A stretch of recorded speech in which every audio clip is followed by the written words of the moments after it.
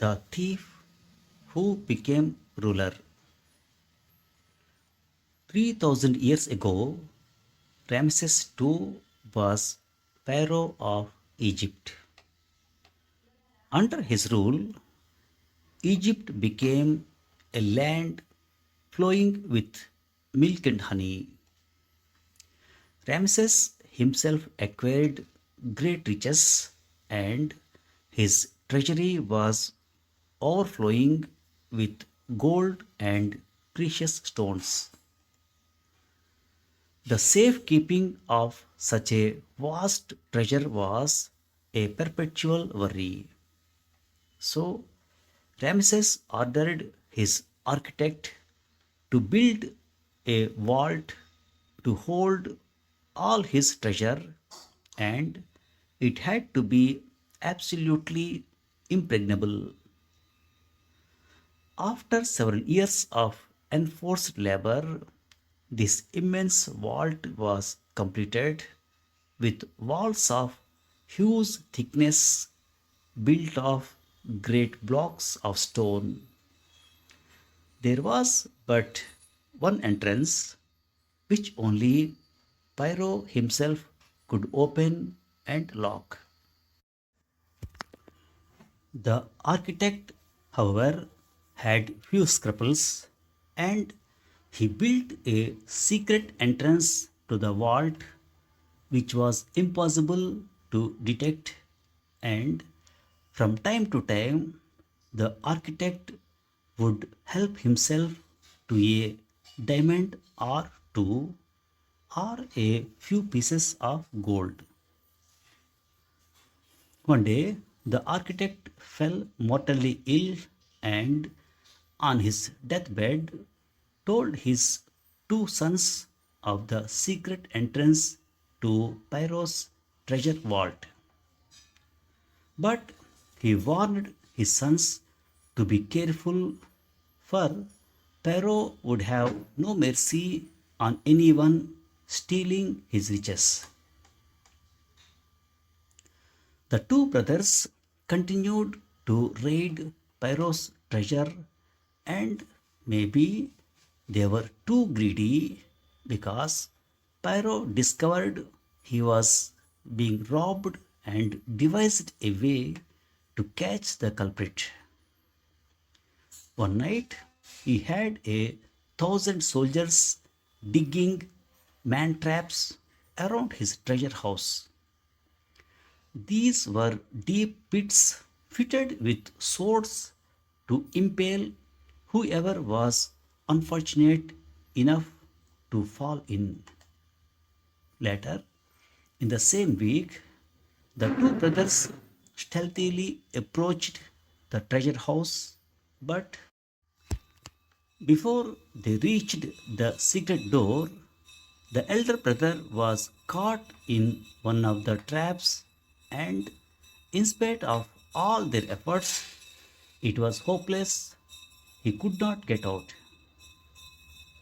In the end, the elder brother painfully whispered, "Listen carefully.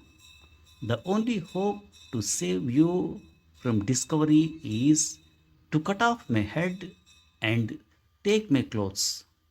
Then Pharaoh's guards will never be able to discover the identity of a headless, naked body." Realizing there was no alternative, the younger brother cut off his brother's head and, wrapping it in his brother's garments, hurried home to his mother, to whom he told the sorry story. The next morning, the guards found the headless body, and although it could not be identified, they knew that the person who had cut off the head must be an accomplice. Pharaoh was more determined than ever to catch the second thief. "Hang this body from the palace wall," he ordered. "Then watch day and night. If anyone tries to remove the body or is moved at the sight of it, arrest them at once. And so the brother's body was hung from the palace wall, and when the mother heard what had happened, she could not be consoled.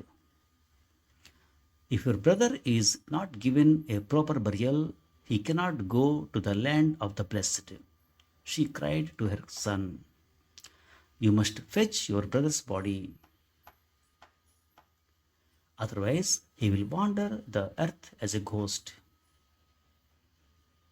But mother, replied the son, it will be certain death for me to touch the body. Besides which, we have already given his head a decent burial. But the mother kept on wailing over her elder son, and the younger brother realized he would have to try and retrieve his brother's corpse.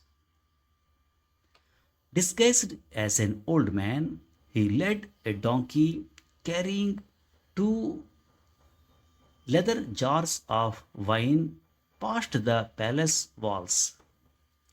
When he reached the spot where his brother's body was hanging, he made a hole in the bottom of one of the jars so that the wine leaked out. As soon as a pool began to form, he shouted, oh, my precious wine, I am ruined, I am ruined. Attracted by the noise, the soldiers guarding the corpse ran to the spot and demanded to know what was wrong. The brother, between his sobs, cried, look at my costly wine. The jar is leaking and soon it will all run out. I am ruined. But it would be better if you worthy men drank it than let it go to waste. The soldiers did not need much prompting, and very soon the leaking jar was empty. The brother then turned to the soldiers and said, my good men, the other jar of wine is now useless, because my donkey will not be able to carry it without the other jar to balance the weight. So drink it and enjoy it.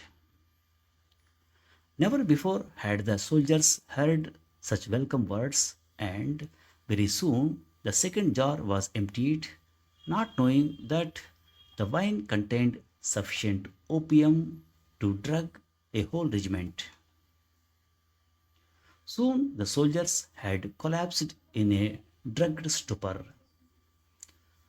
With the guards taken care of, the younger brother soon scaled the palace wall. Then, cutting down his brother's body, he put it across the back of the donkey and was away as fast as he could go. When Pyro heard what had happened, he was in a terrible rage. The soldiers of the guard were flogged unmercifully, and then the Pyro hit upon an idea which seemed certain to catch the culprit. He made his daughter, the beautiful princess, dress as a foreigner and sit in a tent outside the palace walls. After announcements had been made through the town that a rich young maiden from foreign shores would wed the man who had committed the most daring and cunning deed. The younger brother guessed immediately that this was a trap laid to catch him. Yet, in his bravado, he wanted to show Perrault that he could outwit him. So, he set out to meet this foreign maid, but on the way, he had to pass the gallows. So, he cut off the arm of a dead man hanging there and hid it in his clothing. On reaching the tent, he boldly entered and announced that he had come as a suitor. Then said the princess, Tell me your tale of cunning and daring exploits. So the brother told her the complete story as to how he and his brother had robbed the treasury and how he was forced to behead his brother and how he had regained his brother's body from under Pyro's nose. The princess realized that here was the thief her father so badly wanted to catch and, in her sweetest voice, exclaimed, "Good sir, I am yours. Give me your brave hand."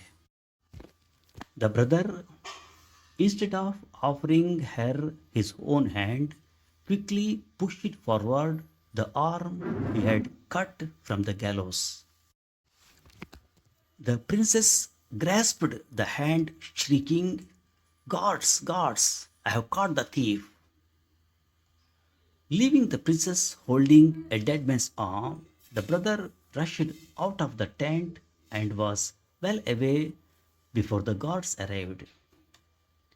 Pyro now acknowledged the young man's daring and issued a royal proclamation that the young man would not only be pardoned but would also be married to the princess royal in recognition of his daring cleverness.